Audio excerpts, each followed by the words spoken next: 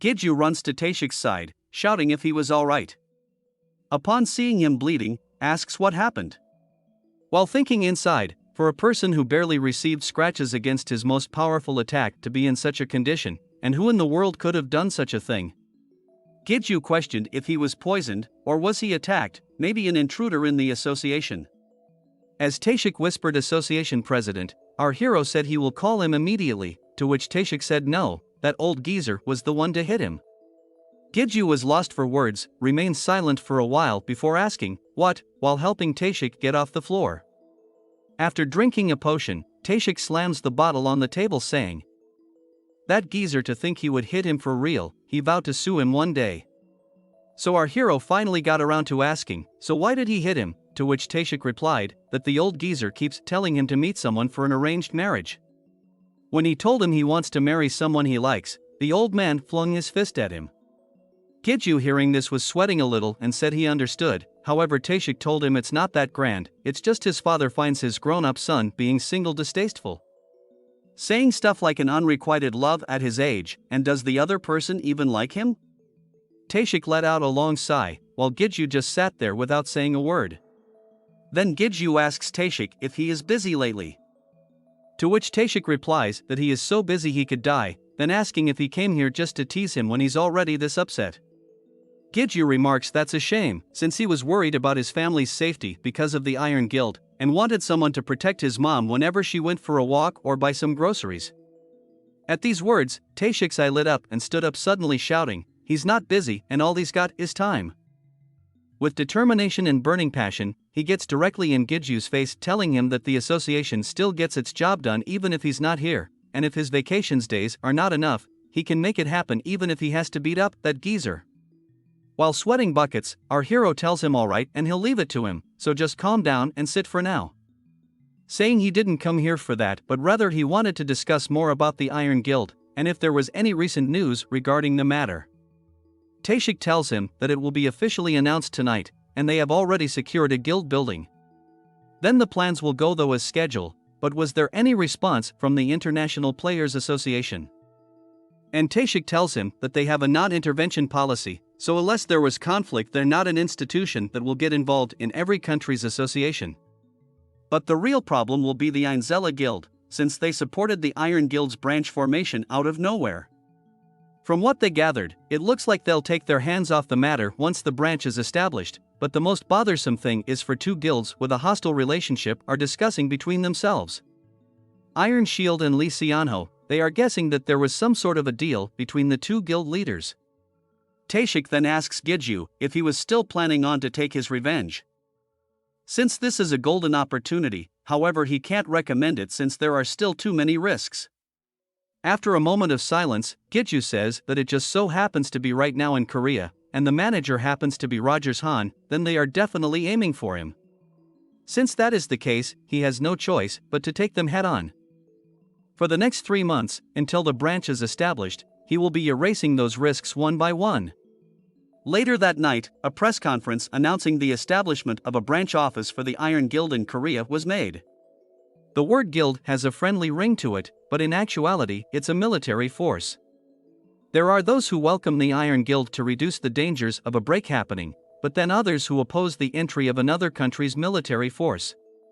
The next day, they arrive at a secret meeting place to meet that person, which happens to be an abandoned city in ruin due to a break.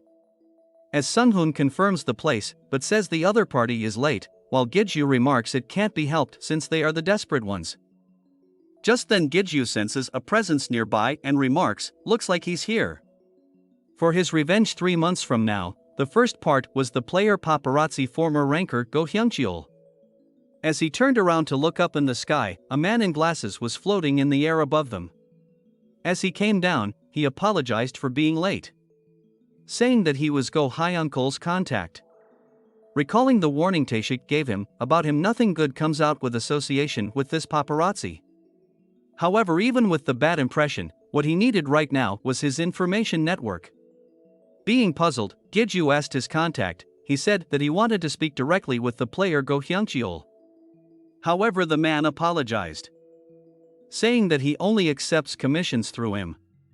Being unfazed by the situation, he told him that it was a big case with a lot of risks, so please let him meet with him directly.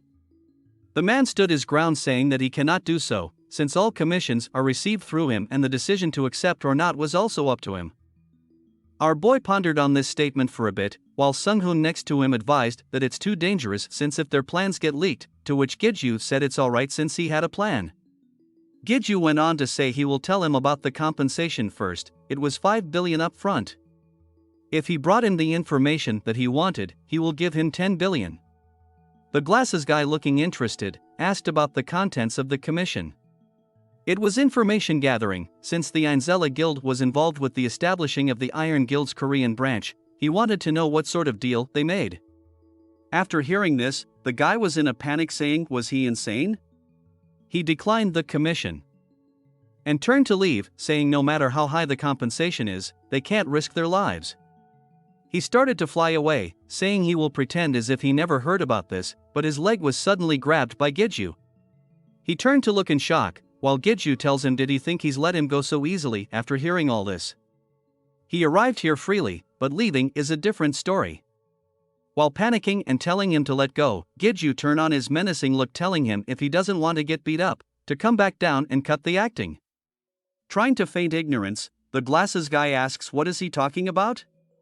Without wasting a moment, Giju pulls the guy down and slams him into the ground, causing a massive explosion, sending debris everywhere. He goes on to say that he suffered a lot last time thanks to him, so he has a bit of a grudge against him. With his purple eyes still glowing with power, says, let's just have a nice long talk, go Hyungcheol. As the dust cleared, he was shocked to learn he was only holding onto a torn piece of cloth. Standing a distance away from him with torn pants, the man questioned why in the world they were doing this to him. If they do any more he wouldn't just stand for it. Giju slowly walked towards the man, laughed, saying as expected of a ranker, go Hyungcheol. The man still feigning ignorance and told our hero he was not go Hyungcheol. Giju told him to stop fooling around, since he has his way of knowing, and with the help of his eye, the name of the person in front of him was shown in purple, go Hyungcheol. A day ago, while in his underground basement, he got a system notification pop-up telling him that Ego Lu had completed his awakening as the ruler of the demonic arts. He had completely forgotten about this due to his hectic schedule, but it looked like it wasn't completed when he awakened. He asked Lu if he noticed any difference, and Lu said a portion of Giju's demonic eye ability should have opened, since being the ruler of the demonic encompasses all that is demonic. Giju, taken back, asked what demonic eye is, and Lu told him that it was his left eye. Giju, shocked, shouted, this was a demonic eye, then why was he just telling him this now? Lu retorted that he never asked and he wasn't sure at first. A human usually can't get something like a demonic eye so easily, and he didn't know what that woman who calls herself the Demon King did.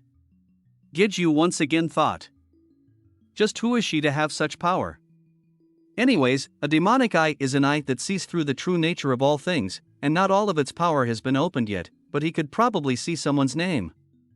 Our hero remarked that it should be very useful if he had something like a death note, reference to a manga. Calling up the status window for Lu, we see a new skill called Demonic Arts, which can grant demonic power to egos. He mused out loud, does this mean that he can grant skills like Hermes' haste and Oberon's force, to which Lu confirmed, saying that he can grant skills that match the ego's characteristics. Back to the present day, he uses the demonic arts on his glove to obtain the skill binding, which restrains the opponent with a black magic power, as lines of dark magic extends out from his gloves to grab the guy, shocking him. While Sung-hoon asks hesitantly, is that a new skill, and Giju casually replies something like that. Turning his attention back to the guy, he tells him to stop acting, and this will be his last warning. The guy caught in the blinding, upon noticing, shouts demonic eye, as he though, Giju has had contact with the Demon King. Upon making a decision, white smoke starts to come over his body, and he was able to break away from the binding. Once the smoke clears, we see a man in a suit with red glowing eyes standing before them, saying if that's the case he's interested and will listen to what they have to say. Giju goes on to say that a contract is 5 billion up front and 10 billion upon success, but the man said it's not enough since he has to put his life on the line. Giju asked what did he want, and the man replied information about his relationship with the Demon King. and about the power of his demonic eye. After a short pause, our hero asked, "Is that really all he wanted?" And the man replied that it's plenty and stated that he must not understand the value of such information. Then Giju gives him the 411, saying he is the demon king's disciple and the demonic eye has the ability to see through the true nature of a subject. Surprised by this revelation, the man commented that he didn't seem to be lying, and since he received the payment he will accept the commission as well. Saying that he'll come find him when he obtained the information, he started to be covered by smoke and disappeared right before their eyes, saying goodbye. Lu was disturbed that the guy didn't even doubt the words of his master, to which El replied that he might have a skill for it. Standing dumbfounded, Sunghoon comments, "What a hectic meeting, at least it went a lot smoother than he expected," to which Giju agreed, saying they should move to the next location. Sometime later at the Player Association's president's room, the president was telling our guy that he heard about his situation from Taeshik. Revenge, even if he was a mercenary, is something that they cannot help with, but he can at least close his eyes to what he'll do. Only since the situation also coincide with the association because the branch office case is a huge pain for them as well. Giju said rather than revenge, he was just preemptively attacking first, since those bastards will definitely be aiming for him. And while he is thankful enough for them to overlook it, he had to shamelessly request one more thing from him. His request was the complete regulation of information, by changing the regular schedule of the normal civilians working in the Iron Guild branch office, as well as making it impossible for other guilds to approach. He asked the president if this was possible, to which the president asked in turn, was he planning to take on the entire branch office in the middle of Seoul? The branch office still contains the forces of one of the top 10 guilds of the world, and should not be taken lightly. The president commented that the association isn't all-powerful, so information regulation to that extent isn't easy, as long as a break doesn't happen somewhere. Giju, taking the hint, asked then if a break did occur, then it's possible to do this. The president, taken aback with a moment, stated that he was saying this as if he can cause a break. Giju replied definitely not a break, to which the president let out a long sigh of relief, saying of course, there have been several attempts to weaponize breaks in the past but with no success, since that isn't a power that one individual should have. However, Giju, scratching the back of his head and slyly commented that he can do something similar. The president was silent with a grave look upon his face. Sometime later, arriving at an unknown office building, he knew he has been given 3 months of time to prepare. So he had to move as quickly as possible. He had Hyuncheol to investigate any risky variables that might appear, and also got the promise from the association for the small amount of assistance. He still had something else that he needed. Even with his control over a gate, it still didn't amount to much in terms of forces. Since the opponent is one of the 10 great guilds, no matter how much stronger he can get in the next 3 months, it would be impossible to take them on alone. Upon entering a room, he excused himself and looked at the mountain of paperwork lying on top of the deck in front of him. He was amazed, and said what he was doing all alone after sending all the guild employees home. To which he got a reply from behind the pile of paperwork that he's finally arrived. Since the association cannot assist him directly in battle, he needed allies to fight with him. The man behind the mountain of paperwork was none other than Sequo, the guild master of Kane Guild. So Giju told him about the detail of his story dealing with the Iron Guild, and Sequo said he heard something like that happened, but it was his first time actually hearing all the details. Then Sequo asked what Giju planned to do next. Since his guild owes a large debt towards him, he would like to do any kind of favor, he asked. Giju said this was gonna be dangerous, so he didn't come here as a friend but to suggest a proposal. Sequo, curious, asked a proposal, to which our hero tells him that various interests that will arise once the Iron Guild's branch office disappears, and majority of them will be transferred to the Kane Guild through the association. Since the outcome is obvious, he would attach another condition for their heir, and that would be if the Kane Guild ever needs his help in the future, no matter what it is, he would do it without question. Lu told his master he was becoming very arrogant to use himself as a condition for a proposal, and Giju rebuked him, saying not as much as him. While Sequo thought it felt like yesterday when our hero was trembling from just one goblin, and said out loud that it's a charming proposal, so what exactly did they need to do? They just needed to fight the guild members of the Iron Guild branch office, to which Giju confirmed that's plenty. Sequo got up and said he can't decide on such a large matter alone, but he should be able to persuade the executives with this much. They shook hands to seal the deal. Day 53 before the establishment of the Iron Guild branch office, at the Suwon city before a portal entrance. Sung-hoon was looking at his phone and remarking that he's late, to which a man next to him asked who's late. Sung-hoon told him he was waiting for Morningstar, aka our boy Giju, but he is a bit late today. The man next to him was puzzled and said it hasn't even been an hour since he went inside the gate, and as he was saying that this is a B-rank gate, Giju stepped out of the gate all bloodied. The man was beside himself, saying he went inside by himself and finished a gate that normally takes a guild several days to clear. Sung-hoon proudly said, was this his first time seeing a mercenary, to the man. Then told Giju good work, and asked was he not planning to sell the crystal this time either, to which our hero replied of course, and he also plans to buy more crystals with the clear reward money as well, which made Brunhard very happy to be eating them all. While stretching his arms, Giju asked where to next, and Sung-hoon told him there wasn't one, since he's cleared all the gates that the association provided to him. Now there wasn't any single intractable gate along the entire Korean peninsula. At this, Giju was a little surprised. If nothing else, he was planning to go home and take a shower, then thought a bit and asked Sung-hoon if he cared to go out and grab a beer.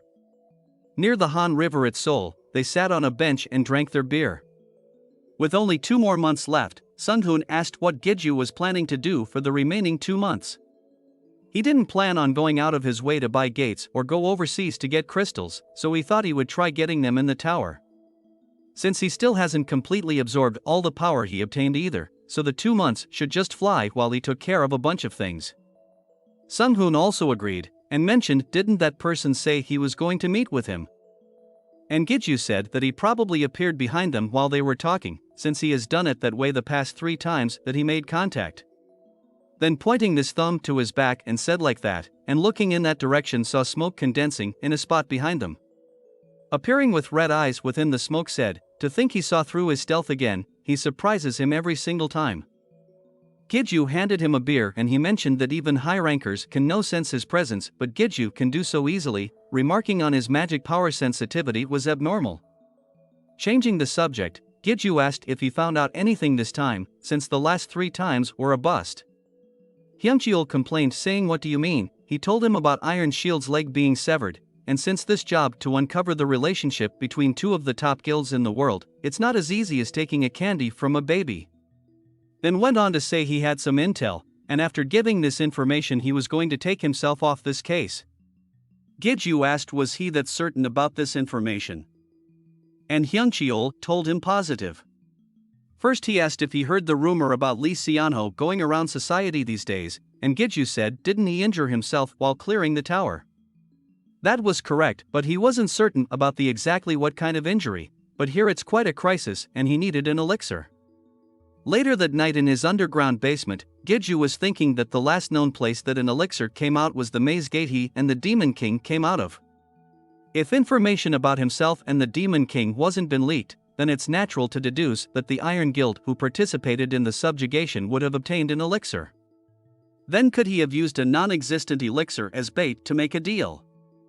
But Iron Shield wasn't a fool to go against Lee Seonho, so more likely this deal involves the Demon King. But as our hero was pondering what kind of injury would require an elixir, L told him he must have damaged his vessel. Since the elixir can reconstitute a vessel, then damage to his vessel is the most likely.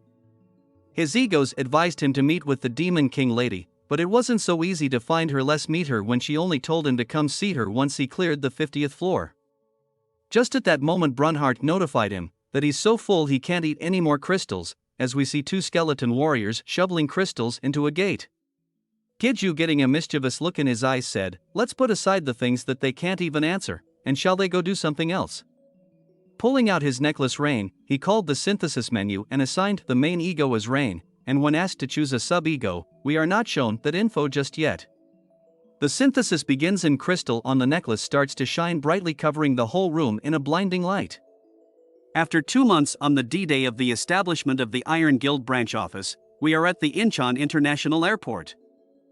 We see the arrival of the Iron Guild, as one in the iron suit says this is the country of Lee Seonho, while another in red hair replied who cares, he is just wanting to fight already, as a blonde just watches silently.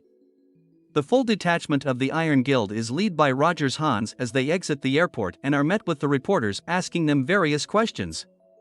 As a little girl walks up to Rogers with a wreath in her arms and tries to hand it to him.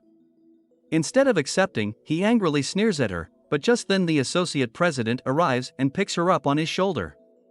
He stated that the branch manager lacks showmanship and asks what is wrong with accepting a wreath like this.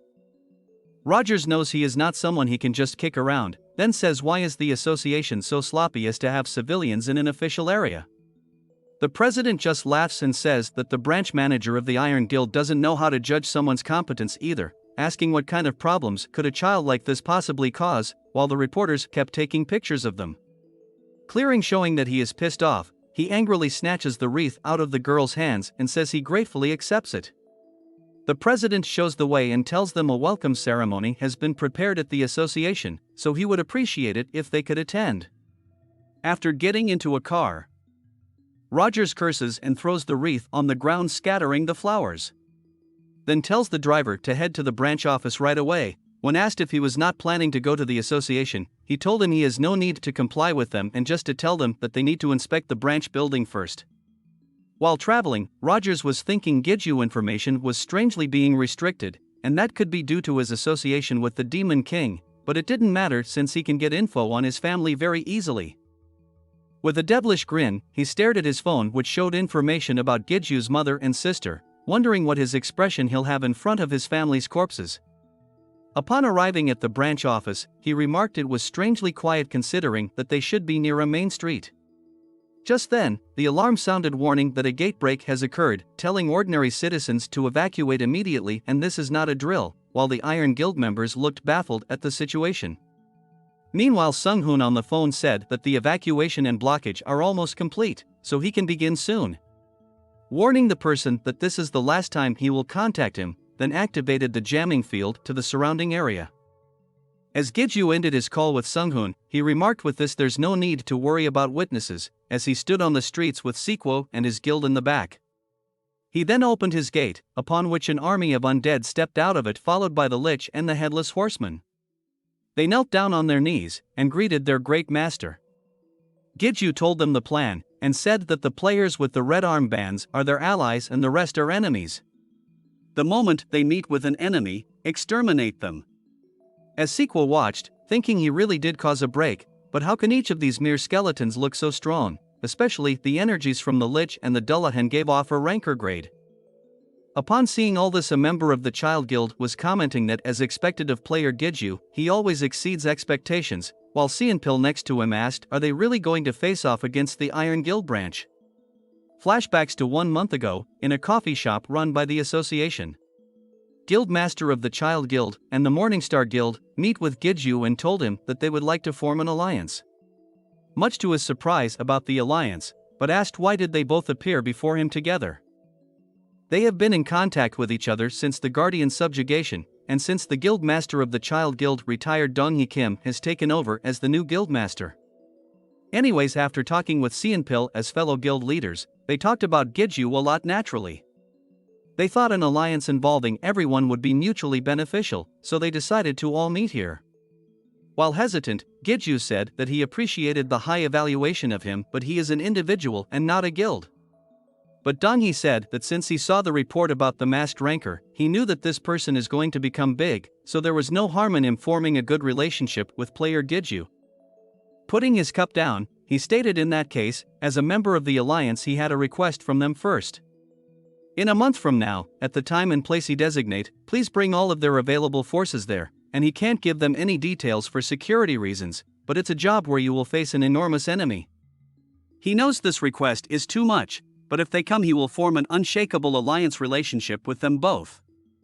Back to the present, Dong-hee was thinking they are in a dangerous situation that even a slightest misstep can destroy them, but he became certain after seeing our hero controlling that gate, Giju will lead them to a much higher stage. Meanwhile, at another location, Giju called on Lu, who said he was tired of waiting, then L, who answered her master.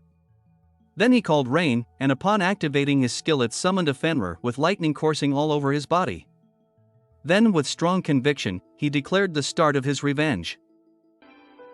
Well, stay tuned to find out what happens in the next episode. Until next time.